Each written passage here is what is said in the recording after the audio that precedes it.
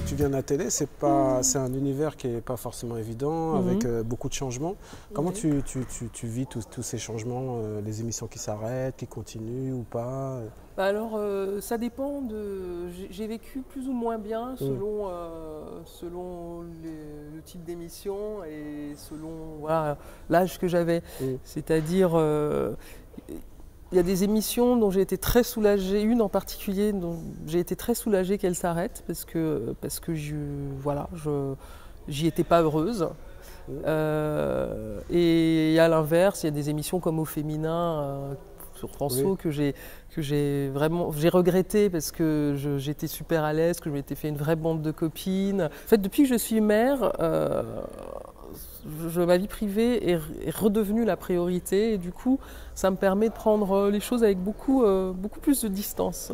Et donc la mauvaise expérience, entre guillemets, c'était quelle émission? La mauvaise expérience, c'était l'émission que j'ai faite sur France 2. Ubik, c'est ça? Non, ça c'était génial. Ubik sur France 5. Excuse-moi. France 2, c'était Avant-Première, qui est une émission qui n'a duré qu'une saison. Et c'était cette émission, j'en rêvais. Je savais que ça allait être difficile, j'en rêvais parce que certains se lèvent en disant un jour je présenterai le 20h. Bah, moi, mon objectif, c'était un jour, je présenterai la case de pivot. Donc, effectivement, ce jour-là est arrivé. Première femme métisse à présenter le magazine culturel emblématique de France 2 en deuxième partie de soirée. Donc c'est une énorme satisfaction d'avoir pu le faire. Mais au quotidien, j'étais pas forcément très heureuse. Il y a eu de très belles rencontres, ça, heureusement, partout. Heureusement, c'est ce qui nous nourrit. Hein.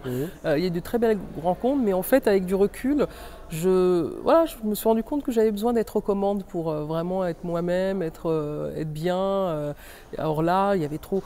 Plus, en fait, on gagne en audience, plus on perd en liberté. Et en fait, il m'a fallu cette expérience, qui est très positive dans le bilan, pour me faire comprendre que moi, j'étais pas un animal de télé, que j'avais j'étais pas attirée par la lumière à tout prix, par la méga exposition, le prime, etc.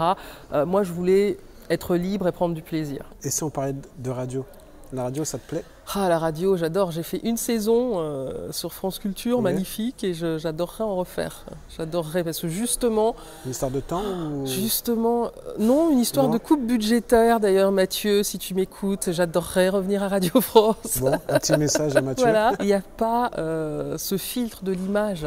Déjà, quand je suis rentrée dans le studio, c'est feutré, c'est un cocon. J'ai eu l'impression de rentrer dans le ventre de ma mère et qu'il ne pouvait rien m'arriver. Deuxièmement, tu peux arriver avec les cheveux de traviole, avec mes grosses lunettes et tout ça, habillé comme un sac. Tu t'en fous, personne ne te voit. En tout cas, pas dans l'émission que je présentais. Mais je milite pour que la radio reste la radio. Il y a de plus en plus d'émissions qui sont filmées, les matinales et tout. Et franchement, je trouve ça dommage. Et, ça perd un peu de saveur. Oui, parce que du coup, voilà, il y a à nouveau l'image qui nous rattrape. Et les gens, ils sont pas pareils. Il y a des gens que j'ai interviewés en télé et en radio, et c'est plus intime la radio. Ils se lâchent plus, ils sont moins dans la promo, le contrôle. Plus France Culture, voilà, il y a le temps pour parler. C'est ouvert. C'est hyper ouvert. Enfin donc oui, j'adorerais en refaire.